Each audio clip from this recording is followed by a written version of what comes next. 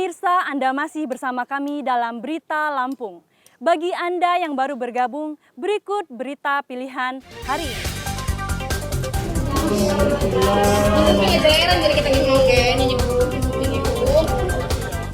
Dua pencuri buah alpukat di Lampung Timur dihakimi massa. Satu pelaku tewas dan satu lagi diserahkan ke polisi.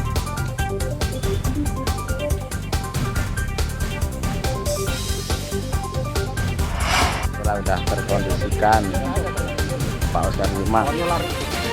Lari Pak. Seorang penjamret ponsel di Tanggamus tewas akibat motornya celaka di jalan rusak.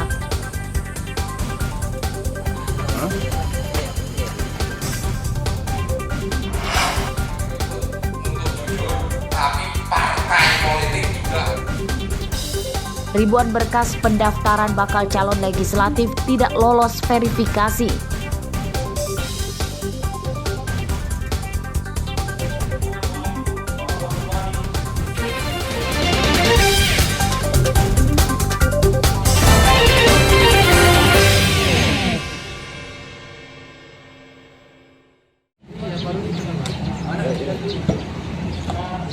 Jaksa Pengacara Negara atau JPN Senin siang menyita 3 kendaraan dinas Pemkab Lampung Utara yang tidak sesuai peruntukannya.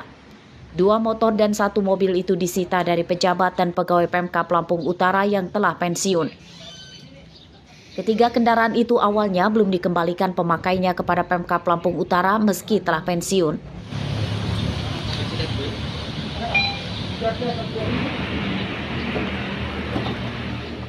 Ketiga kendaraan diserahkan ke Kejari sebelum diserahkan ke pihak Pemkab Lampung Utara.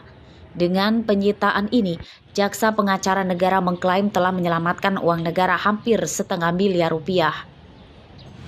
Kendaraan roda 2 sebanyak 2 unit, kemudian kendaraan roda 4 sebanyak 1 unit. Adapun nilai perolehan dari ketiga kendaraan tersebut sebesar Rp478.966.000. Selanjutnya kami akan serahkan ke Badan Pengelolaan Keuangan dan Aset Daerah Kabupaten Lampung Utara. Selama 2023, Jaksa Pengacara Negara atau JPN Lampung Utara telah menyita belasan kendaraan dari mantan pejabat Pemkab dengan total nilai lebih dari 1 miliar rupiah. Tidak ada satupun orang yang ditetapkan sebagai tersangka karena mereka akhirnya secara sukarela menyerahkan kendaraan milik Pemkab Lampung Utara. Ardio Haba melaporkan dari Lampung Utara. Polres menyatakan sudah hilang.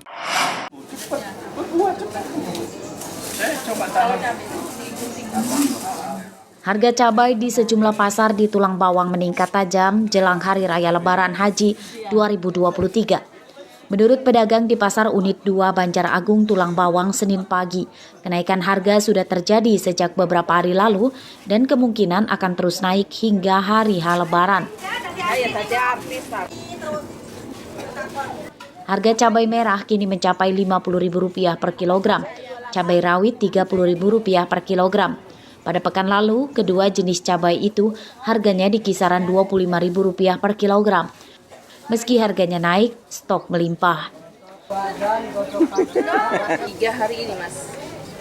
Berapa sih kenaikannya dari sebelumnya berapa dan saat ini berapa? Kalau kemarin masih harga 25, 26. Kalau hari ini udah 40, 42. Untuk cabainya lokal atau dari luar? Lokal. Bisa stoknya kita berapa? Kalau per hari sekitar 5 kintalan. Ini ada pengaruh nggak Bu kenaikan harga ini buat konsumen? Enggak sih, biasa aja. Soalnya mau lebaran membutuhkan semua, Mas. Naiknya harga cabai dikeluhkan warga. Mereka mengurangi pembelian untuk menekan pengeluaran.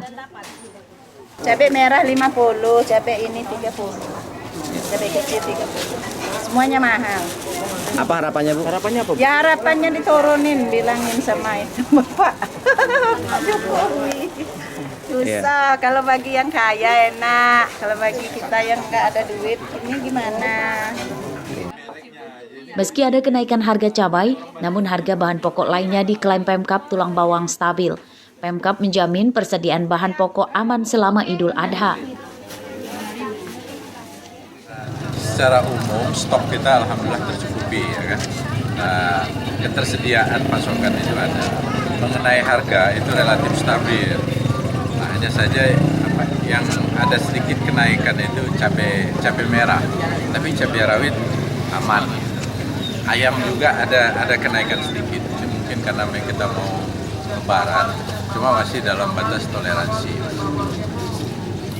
Pemda Tulang Bawang berjanji akan menjaga stok barang menjelang Lebaran Haji, bahkan setelahnya akan tetap aman. Selain dari petani lokal, bahan pokok di Tulang Bawang juga dipasok dari Pulau Jawa. Mustaqi melaporkan dari Tulang Bawang.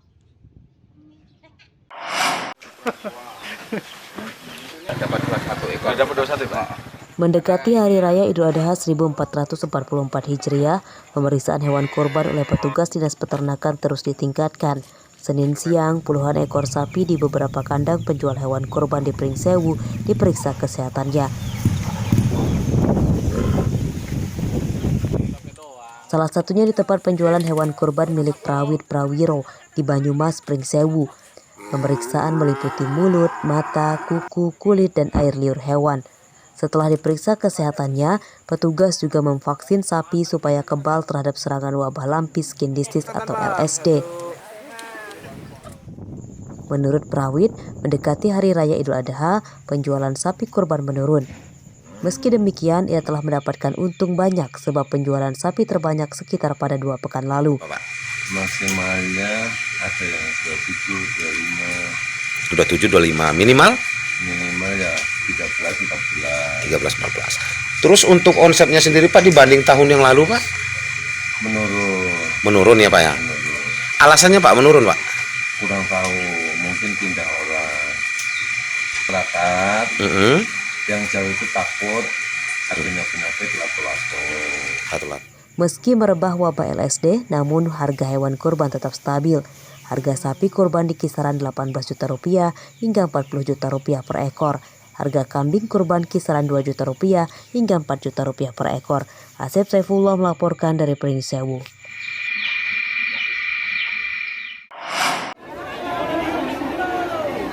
Kayak dibuat garis lurus ya. Puluhan warga berdesakan saat antri menerima bantuan beras yang dibagikan di halaman salah satu SMP yang berdekatan dengan kantor Kelurahan Enggal, Tanjung Karang Pusat, Bandar Lampung. Warga menerima beras sebanyak 10 kg per orang.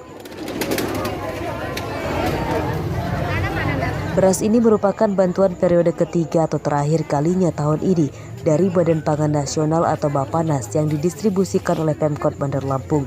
Penerima bantuan adalah warga miskin. Kali kami diberikan bantuan kepada pemerintah pusat, Bapak Jokowi, yang membantu masyarakat Kota Bandar Lampung yang sudah kita salurkan ke seluruh masyarakat Kota Bandar Lampung. Terima kasih banyak, nanti ada satu kali lagi dari Kota Bandar Lampung. Bun, ini berapa banyak sih Bun yang dibagikan? Berapa kali sekali Bun? Ini udah 2 kali. Udah 2 kali kita bagikan. Berapa bulan yang lalu, hari ini, nanti dari pemerintah insya Allah habis lebaran.